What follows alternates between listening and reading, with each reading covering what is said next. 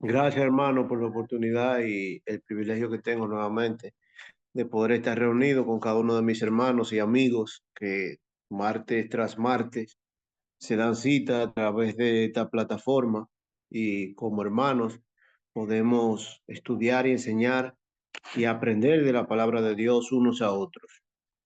Como ya el hermano había explicado, ese es el tema para esta ocasión. Vamos a hablar sobre los milagros, el propósito de ellos y su duración. Mis santos hermanos, hoy más que nunca nosotros vemos que se habla de milagros y que, por ejemplo, eh, muchas veces cuando una persona se salva de un peligro, dice milagro, pero hoy muchos han cambiado la terminología y el uso adecuado, bíblicamente hablando, de la palabra milagro. ¿Qué es un milagro? A través de nosotros vayamos estudiando en las Santas Escrituras, vamos a ir tratando de nosotros poder armar el rompecabezas y poder definir qué es un milagro. Para nosotros entender qué es un milagro, tenemos que hacer hincapié en ciertos asuntos importantes e interesantes que yo quiero que observemos en esta noche. Obviamente estaremos observando. Yo quiero que leamos el libro de Hechos, capítulo 2, versículo 22. Vamos a empezar de adelante para atrás, realmente. Hechos, capítulo 2, versículo 22. Dice las Escrituras: Jesús Nazareno, varón aprobado por Dios entre vosotros, con las maravillas, prodigios y señales que Dios hizo entre vosotros por medio de él, como vosotros mismos sabéis. El apóstol Pedro se encontraba, mis hermanos, ante la audiencia el día de Pentecostés, en esta gran fiesta judía que se celebraba 50 días después de los panes, de la fiesta de los panes sin levadura. Y lo que nosotros podemos observar es que en medio del discurso, el propósito que tiene Pedro es poder presentar al Cristo, a quien ellos habían crucificado y en quien no creían. Y sobre todo, que ese que ellos crucificaron había resucitado de manera milagrosa, obviamente, porque era 100% Dios. Tal vez en alguna oportunidad podamos tocar este aspecto de lo que es la doctrina de la Trinidad, especialmente que Cristo tiene una, eh, por decirlo así, Cristo es 100% hombre, 100% Dios. A esto se le llama la unión hipostática, que en otra oportunidad estaremos hablando sobre esos asuntos. Pero aquí nos compete el tema de los milagros. El apóstol Pedro, allí para convencer a la audiencia, dice, este Cristo, este hombre, realmente, este Jesús Nazareno, que ustedes dicen que viene de allí, de Nazaret, este fue un varón aprobado por Dios. Y no solamente aprobado por Dios, sino que entre ellos hacía maravillas, prodigios y milagros. Por decirlo así, hermano, esta doctrina está construida sobre lo sobrenatural, por decirlo así. O sea, nuestra creencia está cimentada en lo sobrenatural. Por ejemplo, encontramos en el nacimiento virginal de Cristo. Fue algo totalmente sobrenatural. Su ministerio lleno de milagros, por ejemplo. Su resurrección física, como ya presentamos. Su ascensión corporal al cielo. Eso no se había visto nunca, que una persona suba hacia los cielos en una nube. Mis hermanos, todos estos eventos son cosas sobrenaturales, por decirlo así. Entonces, antes de que nosotros podamos identificar qué es un milagro, nosotros debemos definir qué es milagro. No hay manera de que nosotros podamos encontrar al menos un milagro si nosotros no tenemos la definición, como ya hemos dicho. ¿Por qué? porque hoy se trata a la ligera este gran tema, se trata a la ligera. Para explicar nosotros qué se entiende por un acto sobrenatural, nosotros necesitamos una comprensión, por decirlo así, inicial de lo que se entiende por ley natural. La ley natural, hermanos, fue lo que se nos fue dado. Por ejemplo, una persona que se crea Superman y que por más que se ponga una capa, no puede pretender subirse a un edificio de 50 pisos y tirarse de allí pensando que va a romper la ley de la gravedad y decir que va a salir volando como lo hizo Clark en la película. Claro que no, mis hermanos. Entonces, la ley natural se entiende como la forma habitual, ordenada y de manera general en que el mundo opera, por decirlo así. Y no solo el mundo, sino el universo, que está regido por leyes. Por ejemplo, la velocidad de la luz es 300.000 kilómetros por segundo. Se dice que nada puede sobrepasar eso. Entonces, eso queda así, de esa manera, mis hermanos.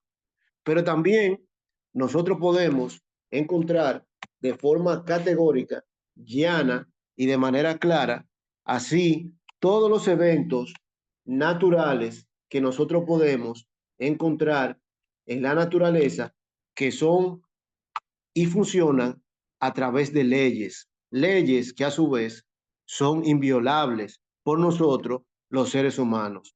Entonces, la ley natural, por decirlo así, se entiende como la forma habitual, como ya hemos dicho, ordenada, general, en que operan todas las cosas.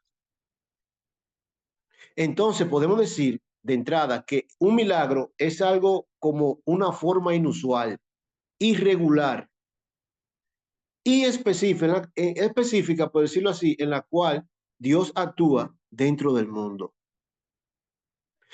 ¿Por qué? Porque los milagros son sobrenaturales, pero queremos aclarar, no son antinaturales. Son sobrenaturales, pero no antinaturales. Claro que no.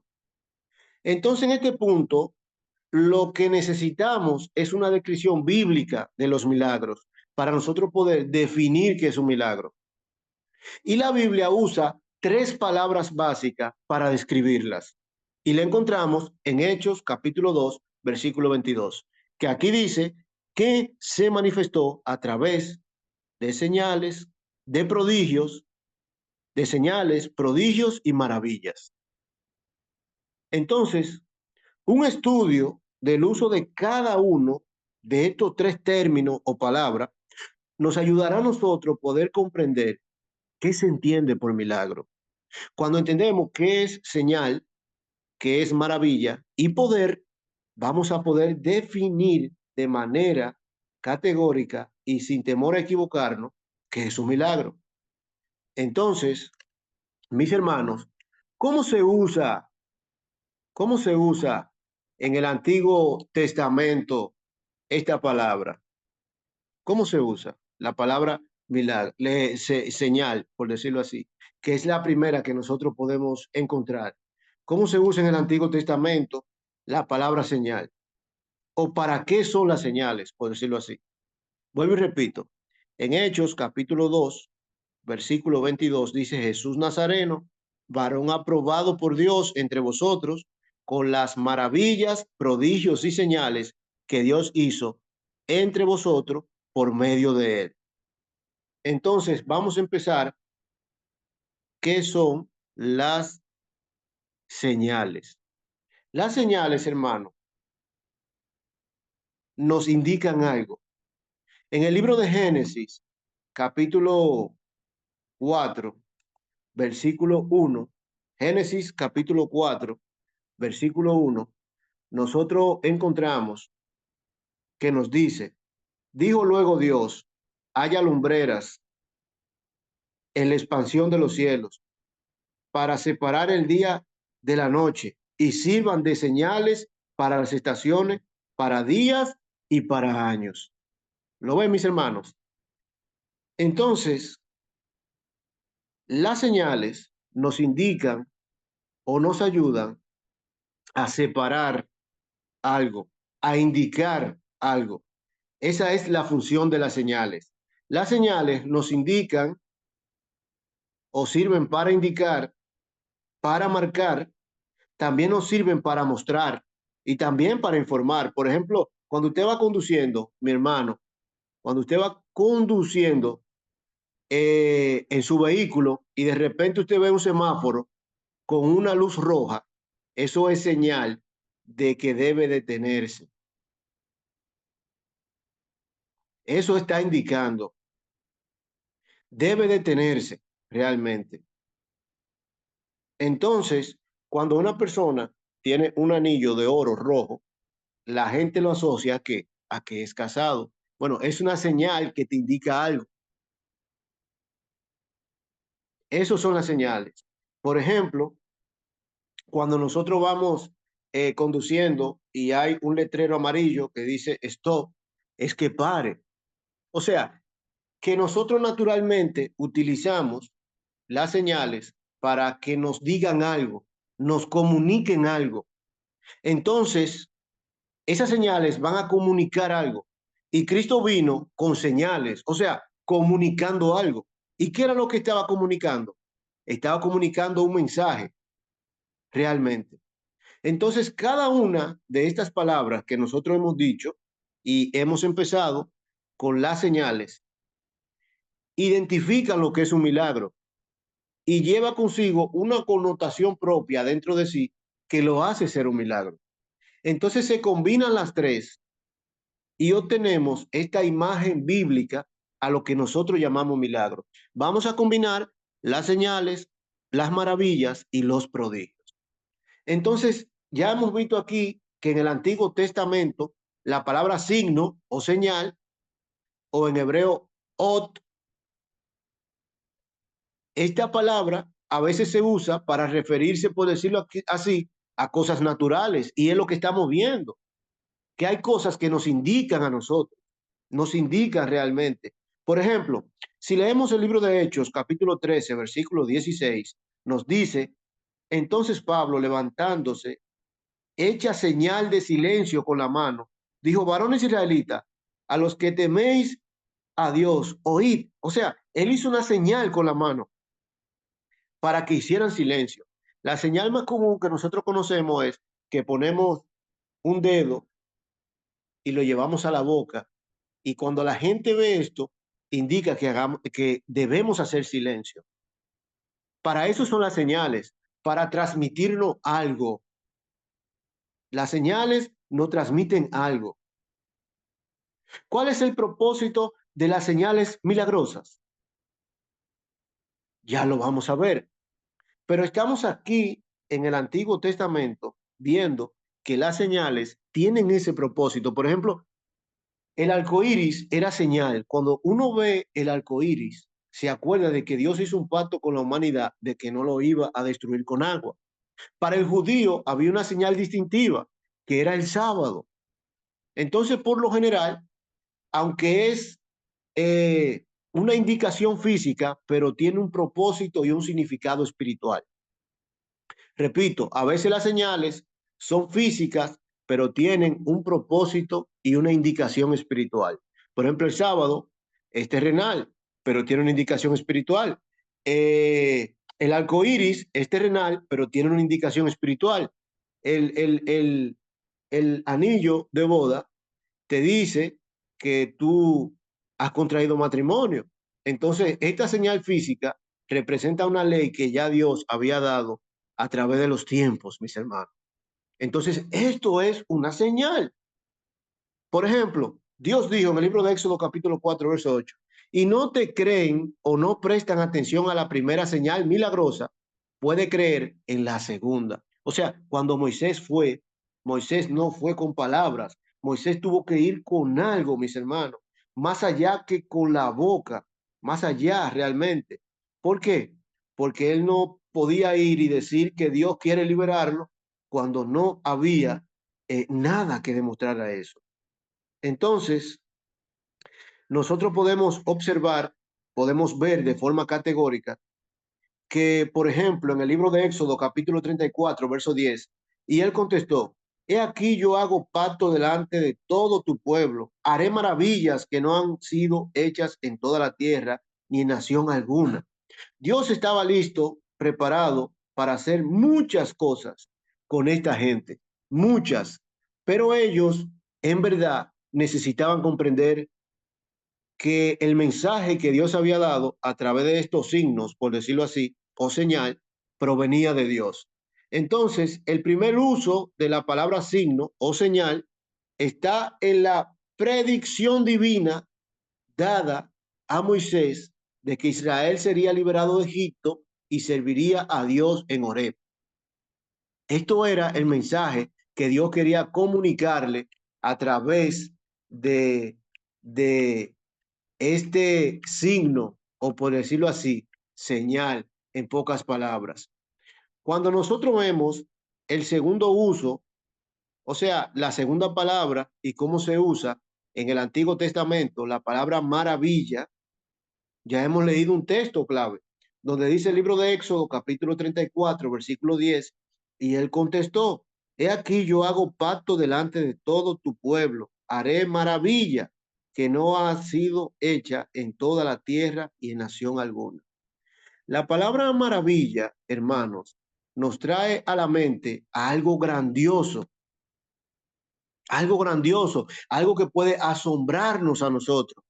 Algo grandioso fue que del cielo cayó, por decirlo así, plagas que Dios había mandado a Egipto, que esa gente en su vida habían estado acostumbrados a verlo, mis hermanos. Eso era una maravilla. Es algo como cuando tú ves, por ejemplo, a través de una señal, a través de algo que indica, algo físico, algo que te asombre realmente. Esto es una maravilla. Cuando nosotros nos asombramos de algo, esto puede ser una maravilla.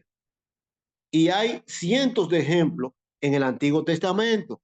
Podemos encontrar cientos de ejemplos que por espacio de tiempo lo vamos a omitir. El tercer elemento que nosotros podemos encontrar aquí que aparece en Hechos capítulo 2, versículo 22, es prodigios o poder, por decirlo en pocas palabras. El poder, por ejemplo, algunas personas escépticas dicen que Dios Todopoderoso, no es Dios, porque es algo que nosotros nos hemos creado. Pero nosotros sabemos, y hay manera de demostrar, por ejemplo, a través de la creación, que con la palabra poderosa de Dios se crearon todas las cosas. Solamente con decir Dios, hagamos al hombre, lo hace. O que sea la luz, y fue la luz a través de su palabra, porque su palabra tenía poder. Entonces, estos tres elementos, lo que es señal, maravilla y poder, son los tres elementos que nos dicen a nosotros qué es un milagro. Un milagro es una señal sobrenatural que maravilla a todos los hombres a través de un poder, y este poder lo tiene Dios. Esto es un milagro. Un milagro es algo que rompe los esquemas de la naturaleza, por decirlo así. Algo que es, vuelvo y repito, una señal, o sea, a través de algo que nos indica literalmente que nosotros nos asombramos, que es una gran maravilla, algo que nosotros no estamos acostumbrados a ver. ¿A través de qué? De un poder, un prodigio, un poder. Y este prodigio a través de Dios. Estos tres elementos nos dicen a nosotros que es un milagro. Y eso, mis hermanos, es un milagro por definición. Por eso, cuando nosotros leemos en este texto tan importante, Hechos capítulo 2, nosotros podemos hacer esta analogía y poder comprender de manera concisa y precisa sobre este punto y este asunto como el apóstol allí nos lo muestra.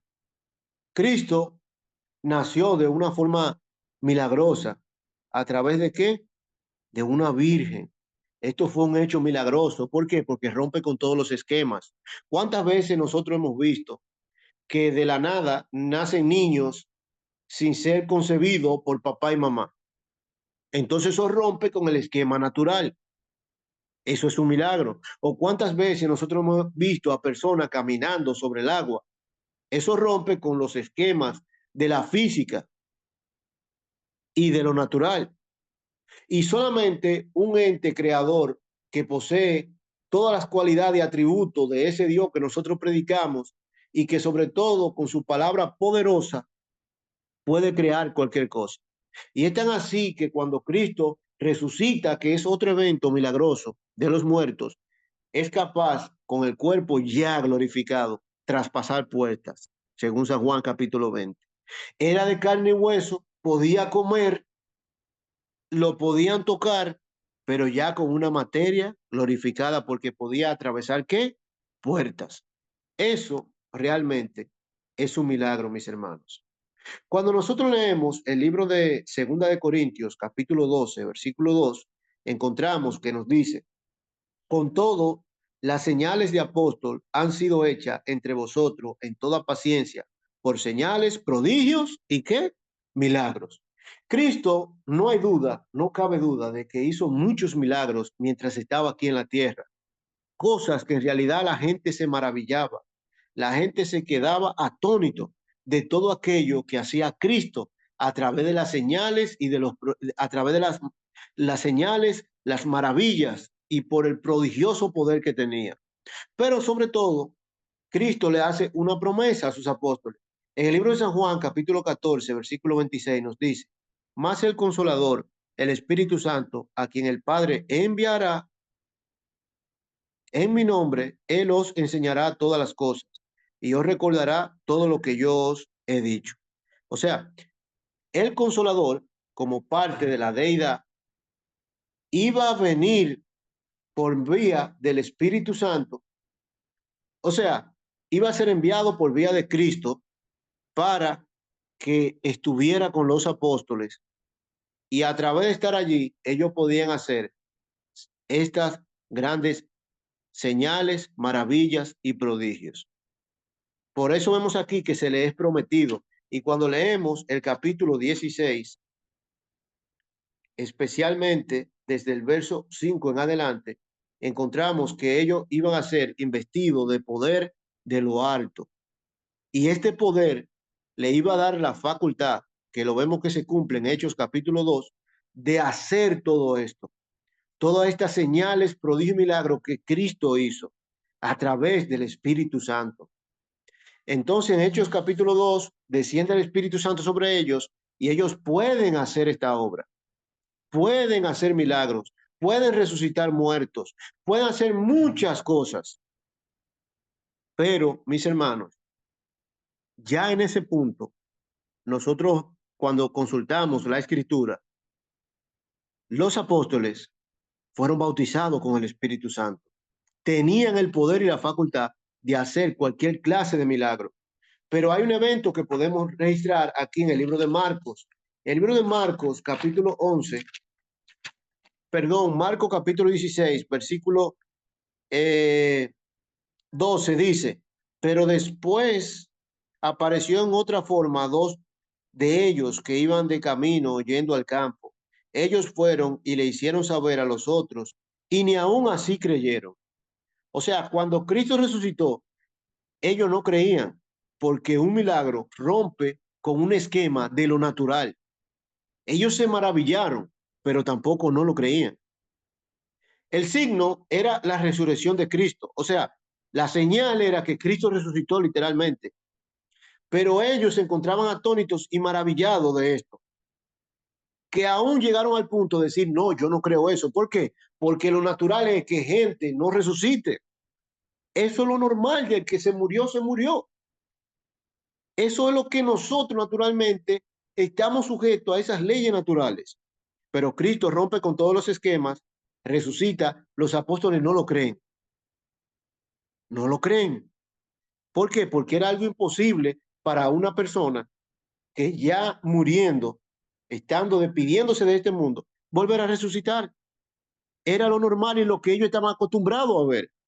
Pero aquí Cristo resucitó y dice, finalmente se apareció a los 11 mismos, estando ellos sentados a la mesa, y les reprochó su incredulidad y dureza de corazón, porque no habían creído a los que le habían visto resucitado.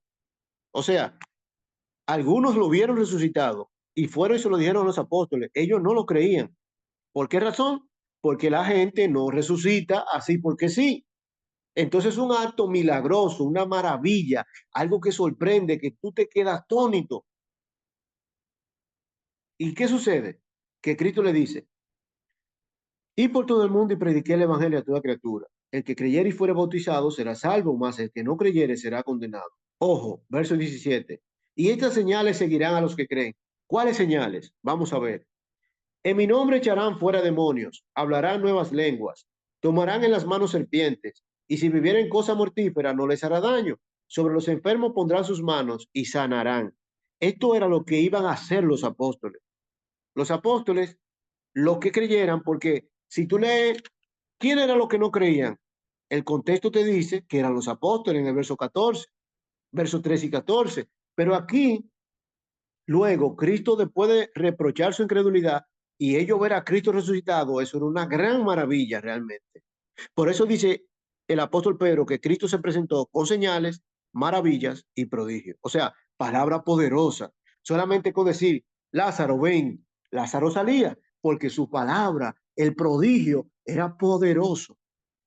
Cristo se presentó con milagros en pocas palabras. Como ya dijimos, estas tres palabras definen lo que es un milagro. Entonces, cuando vemos claramente que dice, estas señales, la palabra señales son ¿qué? ¿Qué dijimos, hermano, que son? Signos. La palabra señales, signo. Estas señales seguirán a los que creen. Cristo tenía ese poder, pero ya se lo está dando a los apóstoles. Dice que estas señales seguirán a los que creen. Señales, signos.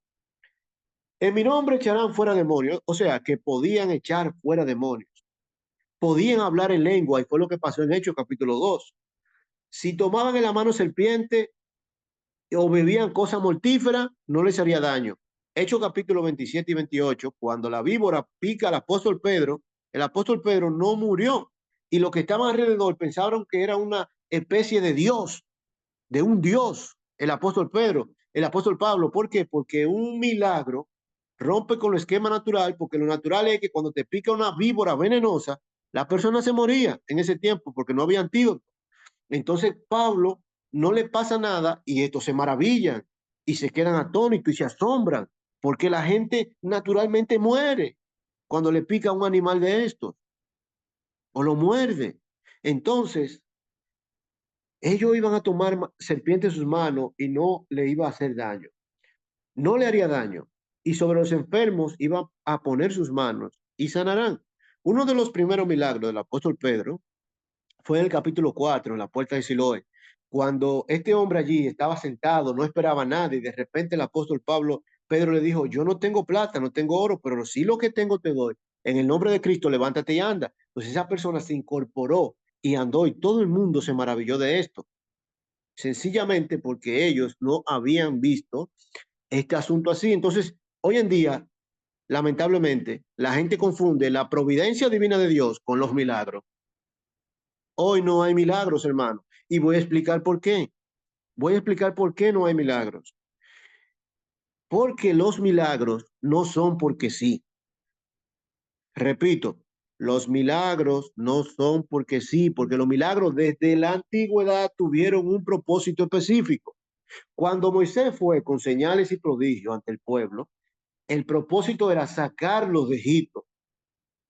Los profetas, cuando hacían este tipo de eventos, el propósito era específico. Cuando Cristo vino, el propósito era específico. No era porque sí, porque él le daba la gana de sanar a la gente, sino simplemente porque venía con un propósito específico. Eso es así, mis hermanos. Por ejemplo, cuando nosotros consultamos muchos textos en el Nuevo Testamento, nos damos cuenta de esta gran verdad. ¿Por qué? Los judíos no iban a recibir ningún mensaje, ningún mensajero. Si primero ese mensaje no era de parte de Dios. Por ejemplo, en San Juan 5:46, no penséis que yo voy a acusaros delante del Padre. Hay quien os acusa, Moisés, en quien tenéis vuestra esperanza, porque si creyese en Moisés, me creeréis a mí, porque de mí escribió él. Dice San Juan capítulo 6, verso 14. Aquellos hombres entonces, viendo la señal que Jesús había hecho, dijeron, este verdaderamente es el profeta que había de venir al mundo. Ellos vieron la señal que Cristo hizo. ¿Y cuál fue la señal? Sanar a la gente. Era la señal. Ellos se maravillaron y dijeron, este es un verdadero profeta. Pero con la palabra de su poder a través de su boca. Por ejemplo, Mateo 15:24, él respondió y dijo, no soy enviado sino a las ovejas perdidas de la casa de Israel, porque esta gente tenía realmente que creer. Entonces, el propósito de las señales de Jesús fue esta, poder realmente mostrar que el mensaje venía de Dios. Y es lo que pasa, mis hermanos, cuando leemos el libro de Marcos, capítulo 16, versículo 20, y ellos saliendo, predicaron en todas partes, ayudándoles el Señor y confirmando la palabra con las señales que le seguían. Ojo, hermano, este versículo es muy importante. Aquí nos dice que ellos iban saliendo por toda parte, predicando la palabra, pero confirmando esa palabra con los milagros, con las señales que le seguían, la que habíamos mencionado anteriormente. O sea que los milagros tenían como propósito mostrarle a la gente que el mensaje venía de Dios. Ese era el propósito de los milagros, mis hermanos. Entonces, mucho se llama milagro, a muchos se le llama milagro hoy, que no lo es. Entonces, como ya dije, muchas personas confunden los milagros con la providencia divina de Dios. Y ya vimos que milagro es un hecho o una demostración de intervención sobrenatural que rompe con los esquemas de la naturaleza. Entonces, cuando nosotros consultamos el libro de Hebreos, capítulo 2, versículo 3, dice, Hebreos capítulo 2, versículo 3, ¿cómo escaparemos nosotros si descuidamos una salvación tan grande, la cual, habiendo sido anunciada primeramente por el Señor, nos fue confirmada por los que oyeron? O sea, los que oyeron la palabra que Cristo había dicho, la confirmaron de que es así. ¿Por qué? Porque habían visto las señales, los prodigios y los milagros que Cristo había hecho. Entonces, aquí dice, la cual habiendo sido anunciada primeramente por Cristo, no fue confirmada por los que oyeron. O sea, el propósito de las señales, de los milagros, era ser confirmada a través de esa palabra. Eso era sencillamente. O sea, Dios permitió que hubiera milagros y siempre permitió en ciertas ocasiones en el Antiguo Testamento milagros con propósito específico, no porque sí, siempre había un propósito específico. Entonces, ¿cuál es el propósito bíblico de los milagros? Por ejemplo, revelar. Pues, y ya vimos que Dios se reveló a través de Moisés, a través de los profetas, a través de Cristo, con un mensaje específico, y para que ellos creyeran que esa revelación venía de Dios, había milagros a través de señales y de ese poder que tenía Cristo para hacer todas estas cosas. El segundo propósito, aparte de revelar, era confirmar. Y hemos dicho anteriormente que si, por ejemplo, el hermano Jesús o el hermano Eduardo me dice que tiene una mansión de 20 millones, yo quiero ver que él me lo confirme, o sea, que me lo pruebe. Yo quiero ver una señal contundente de que es así. Quiero ver un papel de registro que esté legalmente debido por un abogado o notario público que diga que esa propiedad es de él o que tenga un avión. Yo quiero ver los documentos, quiero ver el avión. Pues eso pasaba. Cristo venía y decía que él procedía del Padre. Entonces, pero tú estás loco, ¿cómo que tú procedes del Padre? Del Padre que está allá, que nosotros conocemos. Pues venían ellos, pues Cristo, mira, los enfermos se sanan, los muertos resucitan, este cobra la vista, y esas eran las señales que confirmaban que ese mensaje venía del cielo, mis hermanos. Entonces, el propósito era revelar y confirmar lo que Dios había dado para ellos. Este era el propósito principal que tenían estas señales, estos prodigios y estos milagros que Dios había hecho.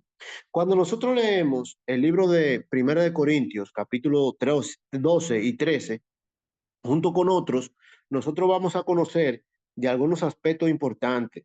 Allí había 9 dones, no 5, ni 4, ni 3, ni 8, no, 9. Había 9 dones que los apóstoles se les fue dado. Entonces los apóstoles podían imponer la mano sobre personas específicas y podían transmitir ese don que el Espíritu Santo le dio a ellos para que esos que habían sido impuestos la mano pudieran hacer los milagros. Ellos podían hacerlo a través de la imposición de las manos. Entonces podían resucitar muertos y hacer un sinnúmero de cosas.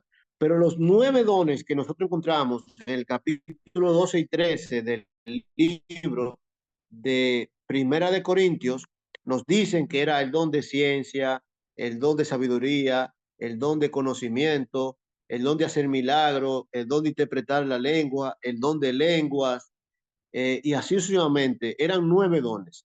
Y estos 9 dones fueron dados con un propósito específico, realmente. El que hacía milagros probablemente no tuviera el mismo don de hablar en lengua y viceversa, porque a cada uno se le daba uno en específico, aunque los apóstoles poseían todos. Por ejemplo, en el libro de Hechos, capítulo 5, cuando Ananías y Zafira van ante los pies de los apóstoles, ellos se presentan allí y el apóstol Pedro usa de un don especial, que es el don de el discernimiento.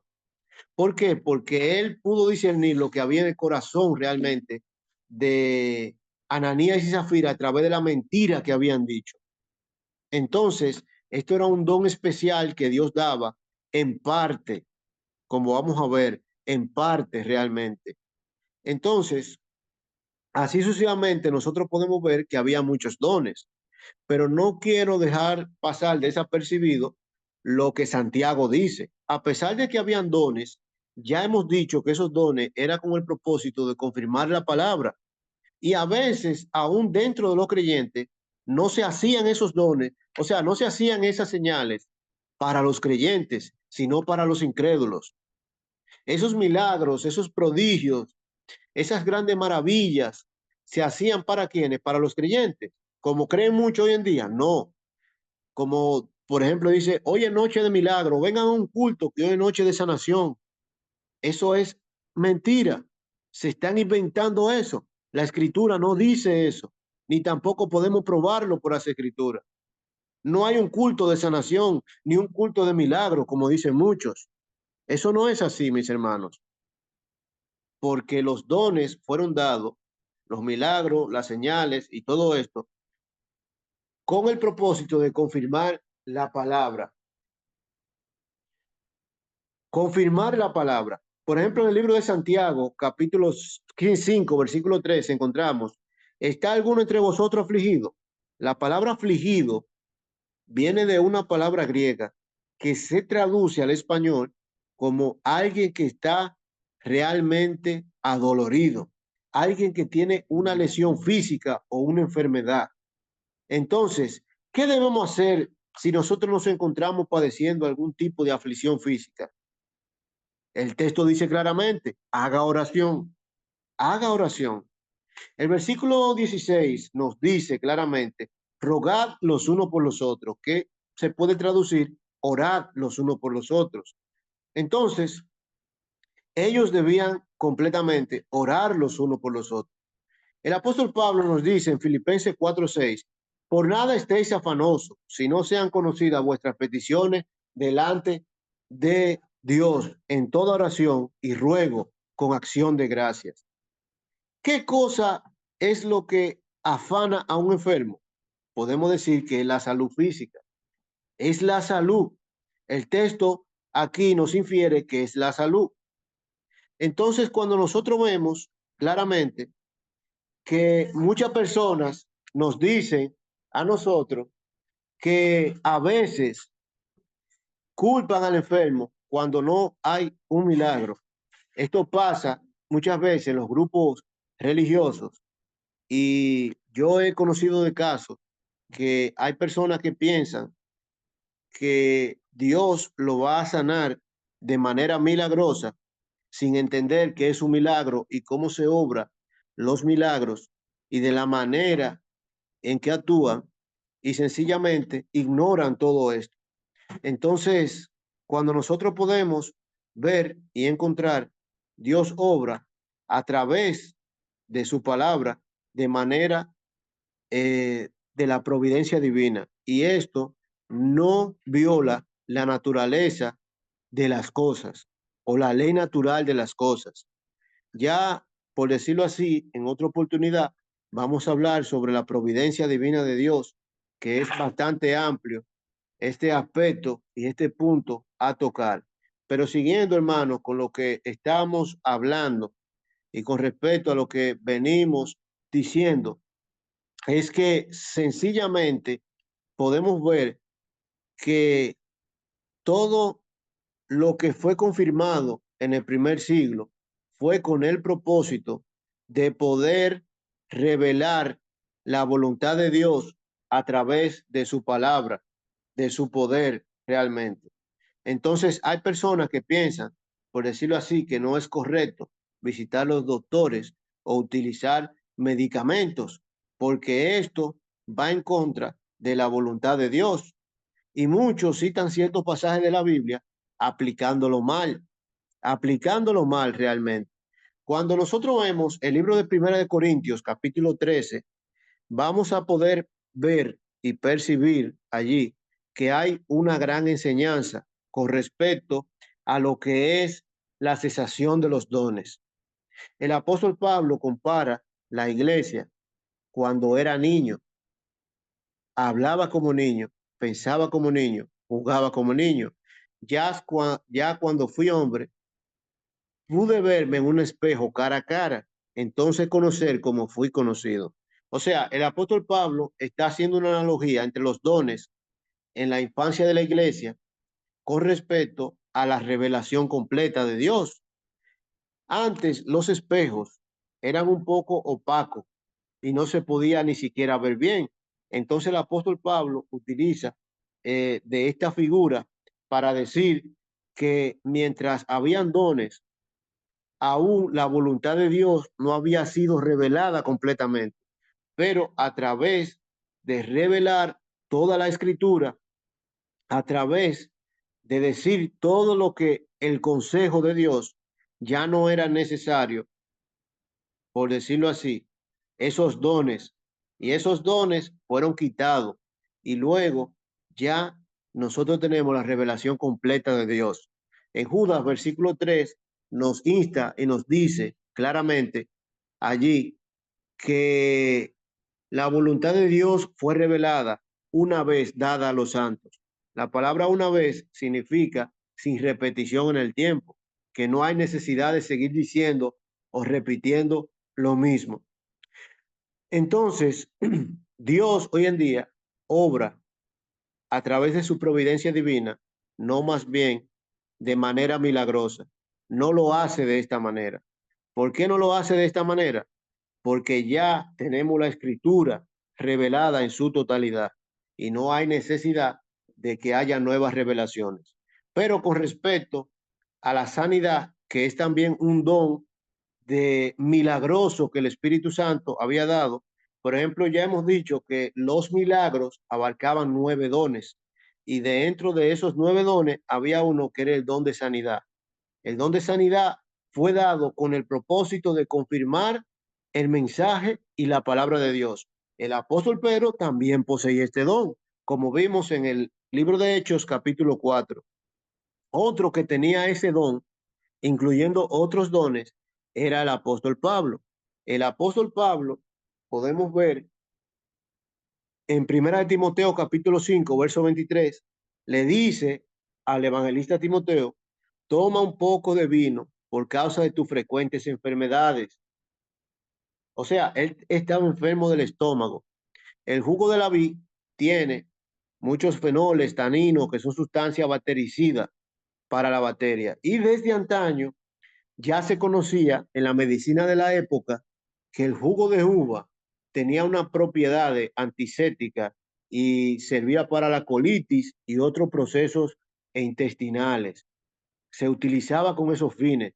Entonces, la pregunta es, ¿por qué el apóstol Pablo, si tenía el don de sanidad de manera milagrosa por el Espíritu Santo, no sencillamente le dijo: ven, que te voy a sanar?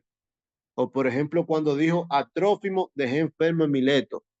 ¿Por qué no sanó a Trófimo antes de irse de Mileto? Nosotros nos preguntamos. ¿Por qué no lo hizo? Sencillo, porque el propósito de los milagros no era sanar a todos, porque no cumplía con ningún propósito en específico. El propósito de los milagros era confirmar la palabra de Dios. Por ejemplo, en el libro de Gálatas, capítulo 5, versículos 13 y 14, el apóstol Pablo dijo que él anunció el evangelio cuando fue a los de Galacia a través de una enfermedad ocular que tenía en los ojos. Entonces, Pablo, ¿por qué, si tú tienes el Espíritu Santo y tienes todos estos dones milagrosos, incluyendo el don de sanidad, porque lo hiciste en Hechos capítulo 27 y 28 con la víbora, la serpiente allí? Por qué razón tú no te sanas a ti mismo? ¿Por qué no lo haces? ¿Por qué no lo haces? Y así nosotros seguimos haciendo preguntas de otros casos puntuales y específicos, en el medio del cual podemos conjeturar que por qué razón no pasó de esa manera, sino de otra. Entonces, ¿por qué repetimos? Ya eso es un estudio aparte de 1 Corintios 12 y 13. Más detalladamente necesitaríamos varias horas para poder abarcar estos puntos que nosotros podemos percibir allí, especialmente en 1 Corintios capítulo 13, de los 9 dones, uno por uno, detallarlo. Aquí simplemente lo hemos mencionado todo, englobándolo en los dones milagrosos que Dios dio. Entonces, los milagros se hacen a través de qué? De estas tres palabras que ya hemos dicho: señal, maravillas y prodigios. Entonces, para que un milagro ocurra, tiene que tener estas tres características. Tiene que romper lo natural. Volviendo al don de sanidad, que específicamente es uno de los 9 dones, este don cumple con el propósito de poder evidenciar que el mensaje venía de Dios. Pero los milagros que nosotros encontramos en la Escritura eran instantáneos, eran instantáneos. No era que Dios sanaba a plazo o los apóstoles, era algo que ocurría inmediatamente, no como hoy. Por ejemplo, estos milagreros modernos, como nosotros decimos, se evidenciaron todo en la pandemia, porque sus mega iglesias tuvieron que cerrarla y hacer los cultos virtuales, y murieron mucha gente de allí. ¿Por qué no fueron hospital por hospital? ¿Por qué no fueron clínica por clínica, casa por casa, y hacían estas señales que todo el mundo se maravillara? Porque una de las características que tenía los milagros era que eran de una forma contundentemente confirmada que nadie podía dudarlo. Yo creo, pero los milagros que están en la Escritura. ¿Dios sana hoy? Sí, Dios sana. La cuestión es si Dios sana o no sana. Esa no es la cuestión, porque todos creemos que sí, Dios sana. La manera es cómo lo hace, cuál es la manera que Él emplea para hacerla. Y la manera que enseña mucha gente es la que nosotros no creemos. Dios nos sana hoy, sí, a través de la providencia divina, como vimos. Hay muchos textos que quiero citar, pero ya por espacio de tiempo, ¿no?, y desglosarlo poco a poco, no podemos. Pero sí, lo que le quiero decir, hermano, es que todos estos dones tuvieron un propósito específico, cumpliendo con un rol específico cada uno. el don de lengua, el don de sanidad, el don de sabiduría, de palabra de ciencia, de interpretación de lengua. Todos estos dones que eran milagrosos cumplían con propósito específico realmente, mis hermanos. En conclusión, será necesario nosotros poder abarcar una segunda parte sobre esto porque necesitamos tocar esos 9 dones uno por uno y poder entender cuáles eran esos dones y cuál era su papel y por qué cesaron. Mis hermanos, ha sido todo por esta noche. Que el Señor les bendiga.